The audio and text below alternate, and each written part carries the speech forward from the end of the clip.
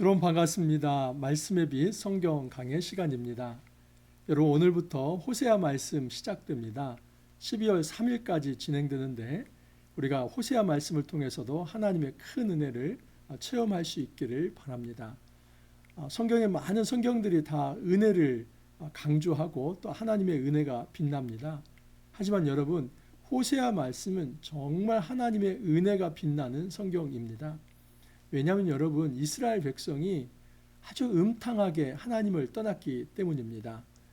단지 육체적으로 그런 음행한 삶을 살았을 뿐만 아니라 이스라엘 백성은 영적으로 종교적으로 바알 신앙에 빠져 있었습니다. 그래서 하나님을 떠난 그 우상 숭배에 빠져 있었습니다. 그래서 하나님은 이것을 굉장히 음탕하게 보셨습니다.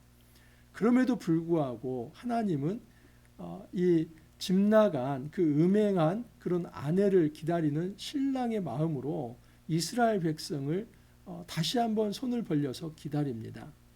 자기의 신부와 같은 이스라엘 백성이 하나님을 떠났지만 하나님은 여전히 그들을 징계하시더라도 다시 돌아오기를 바라면서 하나님께서 이제 회복의 메시지를 남겨 놓습니다. 그래서 이 호세아 말씀은 상당히 굉장히 날카롭게 이스라엘 죄를 지적하면서 또 이스라엘이 그 죄로 인해서 멸망할 것에 대한 예언이 담겨 있지만 그 어떤 멸망 예언과 저주에서 끝나지 않고 그럼에도 불구하고 우리 하나님께서 이스라엘을 회복해 주시겠다 하는 그 회복의 메시지, 은혜가 가득 담겨 있는 성경이 바로 호세아입니다.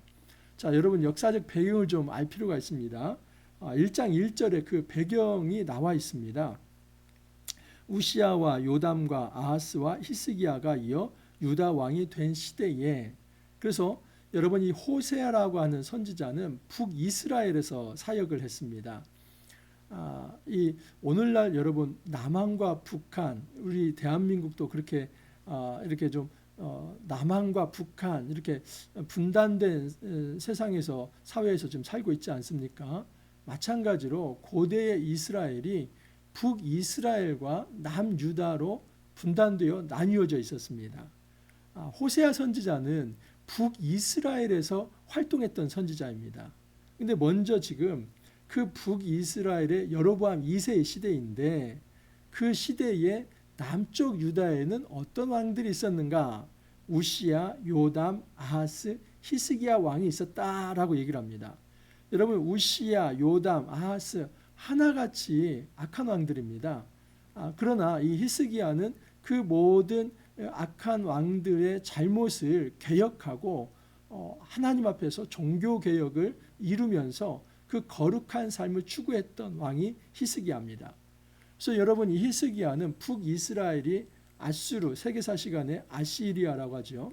그 아시리아가 북이스라엘의 722년에 망하지만 히스기야 왕은 그 후에도 남유다를 아수르의 손에서 지켜냅니다. 그런데 이것은 히스기야가 용맹하고 히스기야가 지혜로웠기 때문이 아니라 하나님께서 히스기야를 은혜로 붙드셨기 때문입니다. 우시야, 요담, 아하스 이 히스기야의 선조의 왕들이 부패하고 타락했지만 히스기야는 그 모든 것들을 이제 개혁을 합니다. 종교개혁을 통해서 우상을 철폐하고 하나님 앞에 제대로 무릎 꿇는 이 신앙을 이 히스기야가 회복하게 됩니다. 그래서 남유다는 하나님에 대한 신앙이 살아있고 북이스라엘은 하나님에 대한 신앙이 다 사라진 사회에서 마지막 경고의 메시지를 이 북이스라엘 호세아라고 하는 선지자가 그 북이스라엘 땅에 하나님 말씀을 전달하고 있는 것입니다. 곧 요아스의 아들 여로보암이 이스라엘 왕이 된 시대에 부엘리의 아들 호세아에게 임한 여호와의 말씀이라. 그래서 이 호세아 선지자에게 말씀이 임했다 하는 건데 북이스라엘은 지금 여로보암 시대라고 합니다. 여러분 여로보암이 동명이인이 있습니다. 북이스라엘을 창건한 왕이 여로보암입니다. 하지만 이 여기에 나와 있는 여로보암은 여로보암 2세라고 봐야죠. 그래서 한참 후대에 이제는 북이스라엘이 거의 이제 망해가는 그런 상황에서 나오는 왕이 바로 이제 여로보암입니다. 하지만 여러분 여로보암은 북이스라엘에서 가장 중흥을 경험한 왕이기도 합니다. 사실 북이스라엘이 이제 아수르에서 망해가는 그런 과정에서 여로보암은 정점에 있다고 보시면 됩니다. 그러니까 북이스라엘이 정치적으로, 경제적으로, 뭐 국방이나 모든 면에 있어서 최고점에 있었던 그 아주 중흥기가 바로 여로보암 2세 시대입니다. 그래서 이 여로보암 2세는 굉장히 많은 것을 누렸죠. 약 40년간 통치를 하는데 강력한 통치와 그러면서도 이제 나라가 부강하고 또 아주 풍요를 누리고 그 속에서 어떤 이제 그 타락한 음란한 문화들이 있고 또 우상 숭배가 있고 하면서 정말 세속적으로 타락하고 음란한 문화는 있지만은 그 나라가 풍요를 경험하면서 굉장히 부유했던 시대가 여로보암 2세입니다. 자, 그런데 여로보암 2세가 죽자 그의 아들이 누구이냐면 스가랴입니다. 이 스가랴라고 하는 사람이 6개월 만에 암살을 당합니다. 살룸이라고 하는 사람에게 암살을 당하고 살룸은 또 므나헴에게 암살을 당합니다. 므나헴의 아들이 부가이아인데 부가이아는 베가에 의해서 그리고 베가는 호세아라고 하는 마지막 왕에 의해서 암살을 당합니다. 여러분 여기 나와 있는 호세아 선지자와 그리고 북이스라엘의 마지막 왕인 호세아는 동명이인입니다. 같은 사람 아닙니다. 지금 여기 부엘리의 아들 호세아에게 임한 여호와의 말씀이다 할 때 이것은 호세아 선지자, 선한 선지자를 얘기하는 거고 북이스라엘의 마지막 그 비참한 최후를 맞는 왕이 호세아 왕입니다. 그래서 북이스라엘 이처럼 가장 중흥기로 올라갔다가 곤두박질 쳐서 결국은 아수르에서 망하는 그 시대에 호세아가 북이스라엘에서 말씀을 전하고 있다라고 볼 수 있습니다. 여호와께서 처음 호세아에게 말씀하실 때에 여호와께서 호세아에게 이르시되 너는 가서 음란한 여자를 맞이하여 음란한 자식들을 낳아라. 이 나라가 여호와를 떠나 크게 음란함이니라 하시니 그래서 도덕적으로 이거 너무 하나님께서 이 호세아 선지자에게 불의한 명령을 내리시는 거 아닙니까? 아무리 선지자가 하나님 말씀을 받아야 한다고 하지만 어떻게 음란한 여인과 결혼하라고 하는 이런 말씀을 받을 수 있습니까? 좀 도덕적으로 윤리적으로 문제가 되는 구절 아닙니까? 이렇게 생각할 수 있습니다. 하지만 여러분 내일 말씀에 이게 조금 연결이 되는데 호세아 2장에 보면 이스라엘에서 음행은 사실은 이제 어떤 육체적인 음란함도 있지만은 그 이전에 기저에는 종교적 음란함입니다. 내일 보면 하나만 좀 말씀을 드리면 바알들음 섬긴 시일대로 내가 그에게 벌을 주리라 하면서 호세아 2장 1절에 13절에 그 음란한 문화 또 음란한 이스라엘의 죄악상을 하나님께서 폭로하시는데 그 기저에 바알 숭배가 있었다는 것입니다. 그래서 하나님께서 가장 음란하게 생각하는 것은 우상 숭배다. 다시 말해서 여기 음란한 여자는 어떤 특정한 여인 하나가 아니라 사실은 이스라엘 전체가 바로 이런 음란한 사람들이고 그 이스라엘 여인들이 음란한 여인들인데 그 음란한 여인들 중에 하나를 아내로 맞아들여라 하는 것입니다. 그러니까 이 호세아가 하나님에게 그냥 이제 명령을 받아서 어떤 한 창기 하나를 점집어서 창녀에게 장가가라 이런 의미가 아니라 이스라엘 전체가 마치 그 창기처럼 타락하고 이스라엘 그 여인들이 그 창기처럼 또 남자들이 창기처럼 타락하고 우상을 섬기고 도덕적으로 윤리적으로 그렇게 타락한 시대의 모든 사람들 대부분이 그렇게 살아가는데 그 중에 한 사람과 결혼하라 하는 것입니다. 그러니까 이것은 이스라엘의 음란한 사회상을 하나님께서 고발하는 것입니다. 여러분 표적 행위라고 하는 게 있습니다. 고대에는 오늘날에 이렇게 말씀이 문자화되어 있지 않기 때문에 말씀이 잘 기억나게 또 예언이 그냥 쏙쏙 박히게 하도록 하나님께서 표적 행위를 합니다. 예를 들어서 이것은 어떤 표적 행위냐면 호세아는 남편이죠. 음란한 여인은 이제 아내이죠. 그리고 그가 행하는 음행이라고 하는 행위가 있죠. 이것은 하나님과 이스라엘의 모습을 지금 선지자 네가 표적 행위로 드러내라 하는 것입니다. 하나님이 신랑 되십니다.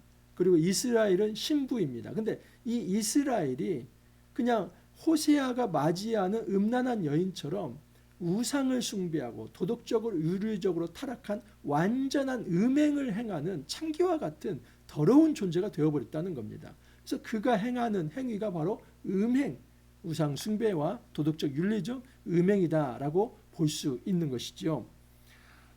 자, 그래서 이제 호세아가 그 명령에 따라서, 이 표적 행위입니다. 명령에 따라서 이스라엘의 그 음행한 여자 중에 하나를 이제 아내로 맞아 들였습니다. 자, 그래서 낳은 이제 첫째 아들이 있습니다. 근데 여기 이제 세 자녀를 낳는데 이 자녀의 이름들이 중요합니다. 왜냐하면 그 이름 하나에 하나님의 메시지가 담겨 있기 때문입니다.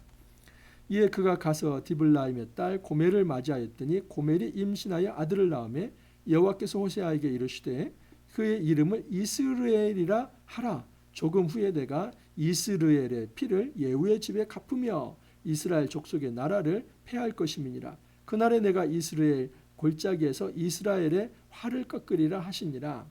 이스라엘은 이 나라이고 이스르엘은 그 이스라엘 나라 안에 조그마한 하나였던 평원입니다. 그래서 이 이스라엘은 평원이기 때문에 우리로 여기 성경에는 골짜기라고 하지만 이제 그 이스라엘 사회에서 골짜기는 뭐냐면 산과 산 사이입니다. 그런데 우리나라는 산과 산 사이 이게 좁은 골짜기죠. 근데 이스라엘은 그렇지 않습니다. 산이 여기 하나 있고 산이 여기 하나 있기 때문에 산과 산 사이가 벨리 골짜기지만 사실은 평원입니다. 평원이기 때문에 산도 있고 평원이 있는 그곳은 뭐가 많겠습니까? 항상 전쟁이 있죠. 그래서 이 이스라엘 이 골짜기, 우리로 말하면 이스라엘 평원인데 그 이스라엘 평원에서 큰 전쟁이 있었습니다. 여러분, 북이스라엘에 큰 왕조가 두 왕조가 있습니다. 이건 좀 상식적으로 여러분 알아두실 필요가 있는데 오므리 왕조가 있습니다. 그리고 예후 왕조가 있습니다. 예후 왕조가 이 오므리 왕조를 무너뜨리는데 오므리 왕조에서 가장 대표격의 왕이 누군지 아십니까? 여러분 이제 열왕기하 저하고 같이 공부를 했기 때문에 기억하셔야만 합니다. 아합이죠. 아합. 그 이스라엘의 가장 악했던 왕, 그 아합의 아버지가 오므리입니다. 오므리, 아합, 아하시아, 여호람 이 네 명의 왕이 이제 그 있었습니다. 그래서 이걸 오므리 왕조라고 하는데 이 아합이 시돈 지방 오늘날로 말하면 이 페니키아 이 그 지금 레바논 그런 지역이죠. 성경에서는 베니게라고 합니다. 그 두루와 시돈 지방에 있는 이제 이 이세벨을 아내로 취해 오면서 두루와 시돈은 어떤 곳이냐면 여러분 이 바알 신앙의 본산지입니다. 그래서 그 이세벨이라고 하는 여자가 시집 오면서 바알 신앙을 가지고 왔습니다. 근데 아합 왕은 이스라엘 여호와를 섬겨할 왕임에도 불구하고 그 여자에 빠져가지고 바알 신앙을 받아들입니다. 그래서 북이스라엘 전체를 완전 바알의 국가로 만들어버립니다. 그래서 여기에 대해서 하나님께서 심판하시기 위해 일으킨 사람이 누구냐면 예후이죠. 그리고 선지자 중에는 이제 엘리사가 있지 않습니까? 그래서 이 예후가 이제 그 오므리 왕조를 무너뜨리고 이제 왕조를 세웁니다. 그래서 예후, 여호아하스, 요아스, 여로보암 2세. 그래서 이 여로보암 여기 성경에 나와 있는 이 시대의 여로보암은 바로 예후의 왕조의 예후의 증손이라고 볼 수 있죠. 그리고 여로보암의 아들 스가랴에 의해서 이제 예후 왕조가 다 무너지는 겁니다. 근데 여기 이스라엘의 피는 뭐냐면 예후가 이 그 오므리 왕조를 멸망시켰던 그 전쟁을 했던 곳입니다. 그곳에 가득 피가 흘렸죠. 그러면 여러분 이스라엘 피는 누구의 승리라고 볼 수 있습니까? 바로 예후의 승리이고 지금 이 여로보암은 예후의 이제 증손이기 때문에 여로보암의 어떤 승리의 자리라고 하는데 하나님께서는 여로보암 이 예후의 그 후손들아 너희가 지금 떵떵거리며 나라가 중흥하고 발전했고 풍요하고 크다고 얘기하지만 지금 내가 그 이스라엘의 피 너희들이 승리했다고 하는 그 자리를 완전히 너희들을 죽이는 자리 너희들을 심판하는 자리로 만들겠다. 그 예언이 바로 지금 첫째 아들을 이스라엘이라는 이름으로 붙이는 것입니다. 이스라엘이라는 이름으로 붙이는 것은 지금 너희들이 그 이스라엘의 피를 흘려서 그 오므리 왕조를 무찌르고 너희들이 왕조를 세웠지만은 하나님께서 다시 너희들에게 갚아서 너희들을 완전히 패망시키는, 너희들의 피를 흘리게 하는 그런 땅으로 만들겠다 하는 것입니다. 이스라엘을 하라. 조금 후에 내가 이스라엘의 피를 예후의 집에 갚으며, 이 말입니다. 그래서 너희들이 이제 피를 흘리면서 승리했지만은 이제는 너희의 피가 그곳에서 흘러질 것이다. 이스라엘 족속의 나라를 폐할 것이니라. 그날에 내가 이스라엘 골짜기에서 이스라엘의 활을 꺾으리라. 이 예언은 북이스라엘을 완전히 하나님께서 멸망시킬 것이다. 그러니까 여러분, 호세아가 고멜이라고 하는 여인을 맞아들이는 것은 단지 도덕적 윤리적으로 지금 선지자에게 못된 짓을 하나님 시키는 겁니까? 그게 아니라 지금 이스라엘 사람들이 다 음탕한 여자들 또는 남성들과 같은 그런 존재인데, 그 음탕한 여인 중에 하나를 골라서 이제 아내를 맡는 것은 마치 이 하나님이 지금 이스라엘과의 관계에서, 하나님은 신랑이신데 이 이스라엘 사람들이 신부로서 굉장히 타락했다. 그래서 그 타락한 존재가 낳은 아들이 이스라엘이고, 그 이스라엘의 피를 이제는 하나님이 갚아주시겠다. 그 표적 행위, 표적 예언을 하시는 겁니다. 자, 두 번째 이제 자녀가 나옵니다. 고멜이 또 임신하여 딸을 낳음에 여호와께서 호세아에게 이르시되 그의 이름을 로르하마라 하라. 내가 다시는 이스라엘 족속을 긍휼히 여겨서 용서하지 않을 것임이니라. 이 로가 들어가면 우리로 말하면 그 영어식에서 not 또는 don't 그런 의미입니다. 그래서 루하마 하면은 이제 긍휼히 여긴다 이런 의미가 있는데, 내가 긍휼히 여기지 않겠다. 로루하마에서 내가 긍휼히 여기지 않겠다 이 말입니다. 여러분, 이 긍휼이라고 하는 것은 언약적 용어입니다. 하나님께서 내가 너희의 하나님이 되고 너희는 나의 백성이 된다 할 때 그 백성은 기본적으로 하나님의 돌보심을 받는 존재입니다. 하나님의 긍휼을 통해서 존재하는 존재인데, 하나님께서 다시는 그 백성을 긍휼히 여기지 않겠다는 것은 너희들을 이제는 언약 백성으로 인정하지 않겠다. 하나님과 이스라엘 사이에 언약은 깨졌다 하는 것입니다. 얼마나 비참한 것입니까? 이스라엘의 존재 자체는 여러분, 언약이 깨지면 아무것도 아닙니다. 하나님이 창조자이시고 그의 백성이라고 하는 관계가 언약인데, 이것이 깨져버렸을 때는 이스라엘은 그냥 끈 떨어진 연이나 마찬가지있죠. 하나님 없는 이스라엘을 생각할 수 있습니까? 하나님께서는 그러나 그 끈을 끊어버리겠다. 얼마나 하나님께서 분노하시면 이렇게 하시는 겁니까? 지금 이스라엘 백성이 음녀처럼 그렇게 우상 숭배를 하고 하나님을 떠났기 때문에 하나님께서 거기에 대해서 정죄하시는 것입니다. 자, 그러나 이제 그러나가 들어갑니다. 내가 유다 족속을 긍휼히 여겨 그들의 하나님 여호와로 구원하겠고 활과 칼이나 전쟁이나 말과 바병으로 구원하지 아니하리라 하시니라. 여러분, 이 유다는 북이스라엘입니까? 남유다입니까? 남유다죠. 북이스라엘 여로보암 2세, 또 이제 그 후에 이제 스가랴, 살룸, 므나헴, 이제 마지막 부가이야, 베가, 호세아, 이 시대의 남쪽 유다에는 누가 왕이었다고요? 호세아입니다. 죄송합니다. 히스기야입니다. 히스기야. 근데 하나님께서 이 히스기야에게는 구원을 베푸십니다. 그러니까 북이스라엘이 아수르에 의해서 완전히 BC 722년에 그 사마리아가 점령되고 완전히 이제 죽을 때, 그 멸망할 때에 하나님은 남쪽 유다의 히스기야가 다스리는 유다는 살려줍니다. 그것을 7절에서 예언을 하는 겁니다. 그러나 내가 유다 족속을 긍휼히 여겨 그들의 하나님 여호와로 구원하겠고 활과 칼이나 전쟁이나 말과 마병으로 구원하지 아니라. 활과 칼이 아니라고 하는 것은 여러분 무엇을 의미합니까? 군사력이 아니라 하나님의 힘으로 이 남유다를 구원하겠다.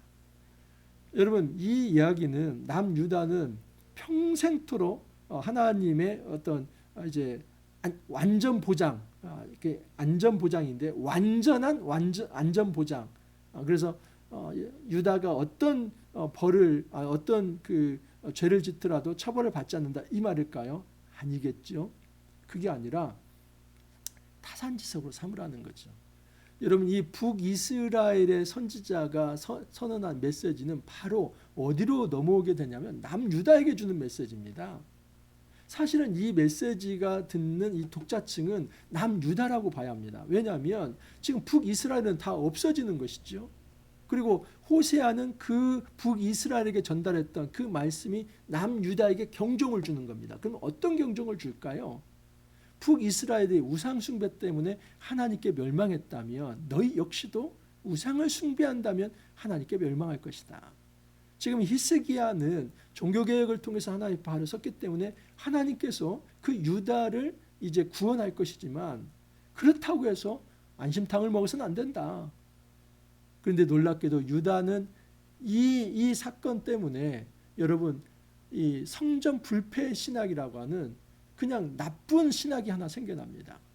사실은 하나님의 긍휼 때문에 유다가 구원받은 건데 유다는 어떻게 생각하냐면 북이스라엘에는 성전이 없어서 무너진 것이고 남유다 예루살렘에는 건물로서의 성전이 있기 때문에 우리가 구원받았다.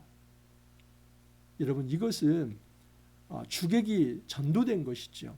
성전이 중요합니까? 하나님의 의지가 중요합니까? 하나님이지요. 그런데 남유다가 나중에 하나님을 떠나면서도 성전만 붙들고 있다면 그 성전이 있다고 해서 하나님께서 남유다를 징벌하시지 않을까요? 성전이 더러운데 어떻게 하나님의 영광이 그 안에 있을 수 있습니까? 그래서 여러분 이 호세아서 말씀은 기본적으로 북이스라엘에게 이제 전달하는 말씀이지만 사실 이 독자층은 남유다 백성이 이 북이스라엘이 정말 음탕에서 패망했다면 이 남유다는 어떻게 해야만 하나님 앞에서 이제 참된 이 언약 관계를 누리면서 평화를 누릴 수 있을까? 그것을 한번 고민해 보라는 말의 차원에서 이 호세아 말씀을 준 것입니다.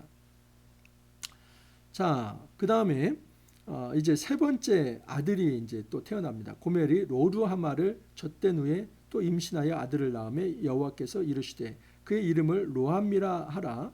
너희는 내 백성이 아니요 나는 너희 하나님이 되지 아니할 것입니다. 이 암 하면은 여러분 백성을 의미합니다. 암미 하면 나의 백성, 내 백성이고요. 로를 붙이면 뭐겠습니까? 내 백성이 아니다 이런 말이죠. 로암미 내 백성이 아니다. 그러니까 완전한 언약 단절을 하나님이 선언한 것입니다. 자, 그래서 그의 이름을 로암미라 너희는 내 백성이 아니다 하는 것은 출애굽 이전 단계로 돌려버리는 겁니다. 왜냐하면 이 하나님의 언약이 나는 너희의 하나님이 되고 너희는 나의 백성이 된다. 그게 언제 나오는 겁니까? 여러분 그것은 출애굽 백성에게 주신 겁니다. 그래서 이것은 출애굽 때에 주신 이 언약의 공식인데 지금 출애굽을 해서 사사시대를 거쳐서 왕정을 지나서 그렇게 이스라엘 땅에 거주하고 있지만 하나님이 너희들이 우상 숭배한 다음에 언약 단절시키고 원래 출애굽 이전의 상태로 그 애굽에서 종노릇 하는 상태로 돌려버리겠다. 그래서 나온 결론이 뭡니까? 아수르에 의해서 패망을 하고 포로로 끌려가는 겁니다. 남유다도 이것을 경종 삼지 않았기 때문에 바벨로니아에 의해서 패망을 하고 또 포로로 끌려가게 되는 것입니다. 그래서 하나님 말씀을 경종 삼지 않으면 반드시 하나님은 징벌하신다는 것. 대한민국도 마찬가지입니다. 여러분 이 땅이 우상 숭배와 미신과 무속에 빠져서는 안 됩니다. 하나님께서 그것을 절대 좌시하지 않습니다. 우리 한국교회가 이 무속과 미신과 우상 숭배를 용인해서는 안 됩니다. 목에 칼이 들어와도 그것을 막아야만 합니다. 하나님께서 그것을 절대 용서하지 않습니다. 하나님이 단절합니다. 로함미 내 백성이 아니다. 우리 경계해야만 합니다.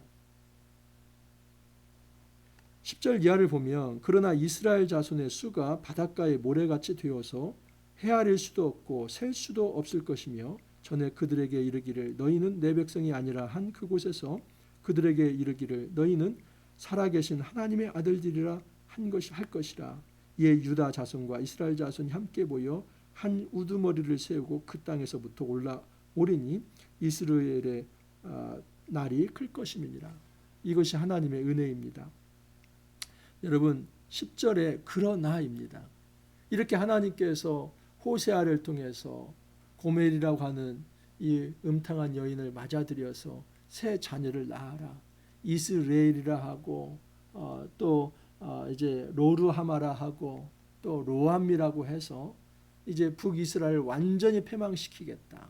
그리고 그들과 언약을 단절하겠다. 이렇게 선언하면서도 하나님이 마음이 약해서요. 하나님이 그러나 이스라엘 자손의 수를 내가 바닷가의 모래와 같이 하겠다. 근데 이것은 당장 이루어지겠다는 것이 아니라 그 포로의 기간이 끝나고 하나님께서 다시 회복시킬 것에 대한 먼 원시적인 비전을 제시하는 것입니다. 그때에는 헤아릴 수도 없고 셀 수도 없을 것이며 내 백성이 아니라고 내가 로암이라고 했지만 다시 내가 내 백성 암미라고 할 것이다. 그러면서 유다 자손과 이스라엘 자손, 이 유다 자손과 이스라엘 자손은 남유다와 북이스라엘이 더 이상 분열 국가가 아니라 통일 왕국이 되어서 함께 모여 한 우두머리를 세우고 한 지도자를 세운다는 것이죠. 남과 북이 함께 통일 왕국을 이어서 한 지도자를 세울 건데, 여러분 이것은 구속사적으로 메시아에 대한 예언입니다. 예수 그리스도가 진정한 의미에서 완전한 통일 왕국을 세우는 것이죠. 그것이 하나님 나라의 도래입니다. 더 이상의 이제 남도 없고 북도 없고 뭐 이 유대인과 이방인의 차별이 없이 온전히 온 세계가 예수를 믿는 모든 백성이 하나님 나라 백성 되는 그 비전을 예수가 이루신 것입니다. 그래서 아주 긴 장구한 비전인 것이죠.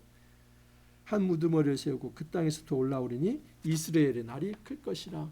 이스라엘의 피라고 하면서 사실은 이 이스라엘은 전장이고 이스라엘은 항상 피가 있고 슬픔이 있고 애곡이 있을 것이지만 그 이스라엘이 생명의 땅이 되고 평화의 땅이 될 것이다 하는 그 놀라운 예언을 하나님께서 주십니다. 여러분 우리가 이제 호세아 말씀 시작했습니다. 호세아 말씀은 한편으로는 받기가 상당히 부담스럽습니다. 저도 목회자이기 때문에 사실은 이런 예언서는 피해가고 싶은 마음이 큽니다. 근데 사실 호세아는 약과입니다. 이제 이후에 나올 아모스는 더 심합니다.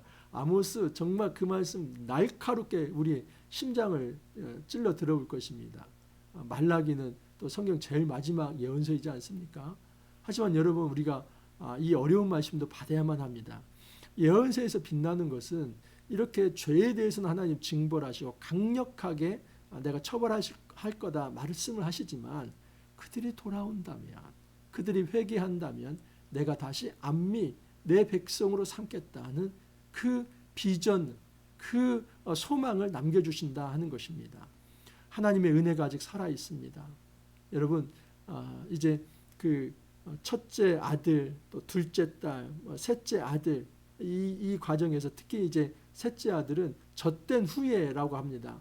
고대에서는 보통 젖을 한 3년 이상 먹입니다. 그러니까 젖된 후는 최소 3년 후에 태어난 겁니다. 그러면 그 기간은 사실 회개의 기간들입니다. 젖된 후라는 말 자체가 회개의 시간을 줬다는 것입니다. 우리가 이런 메시지를 들을 때 이렇게 생각해야만 합니다. 하나님께서 아직 우리 대한민국 버리시지 않았구나. 한국교회를 버리시지 않았구나. 아직 회개할 시간, 이 회개의 어떤 메시지를 전하는 거 보니 하나님께서 아직 우리를 버리시지 않았구나. 그러면 우리가 안심탕 먹고 또 옛생활로 돌아가고 음탕한 우상 숭배에 빠질 것이 아니라 이때 회개해야지요. 우리의 미신과 무속과 우상들을 이제는 몰아내고 하나님 앞에서 온전히 주님만을 섬겨야만 합니다. 여러분 우리가 이제 결단을 하고 주님 앞에 돌아오는 참된 회개의 시간이 있기를 바랍니다. 함께 기도하겠습니다. 주님 감사합니다. 말씀을 통하여서 우리가 돌아갈 홈이 어딘지를 가르쳐 주시니 감사합니다. 우리 하나님께서 정말 선량한 신랑처럼 집 나간 그 음탕한 여인을 그럼에도 불구하고 용서하며 받아들이겠다 하시면서 두 팔 벌리고 계십니다. 우리가 그런 음탕한 존재였습니다. 그러나 정말 하나님께서 우리에게 돌아오라 말씀하실 때에 아멘. 주님 저희들의 죄를 용서하여 주시고 받아주시고 우리들을 안아주옵소서. 그렇게 기도하며 주 앞에 나아갑니다.